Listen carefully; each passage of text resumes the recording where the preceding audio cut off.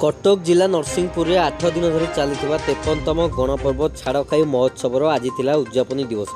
यह उद्यापनी दिवस में मुख्य अतिथि भाव मान्यवर उपबाचस्पति रजनीकांत सिंह और सम्मान्य अतिथि मान्यवर पर्यटन मंत्री और स्थानीय विधायक देवी प्रसाद मिश्र उपस्थित रही प्रदीप प्रज्वलन करते।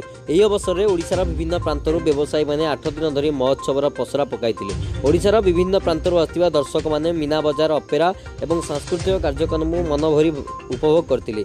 यह अवसर में कुनी कलाकार पुरस्कृत कर छाड़खाई महोत्सवटी लोक भितर भाईचारा संपर्क जोड़ा सह दीर्घ वर्ष धरी चली आसुवा महोत्सवटी पुलिस प्रशासन सह लोक उत्तम संपर्कर ज्वलंत उदाहरण सृष्टि कर द्वितीय मिनी बालीयात्रा बोली अतिथि मैंने मत पोषण करते। यह अवसर में राज्य तथा राज्य बाहर बहु कलाकार मैंने आसी नृत्य परिवेषण करते और विभिन्न नृत्यर ताले ताले दर्शक विभोर होते। बड़म्बारू तपन कुमार सेठों रिपोर्ट दुर्नीति.in।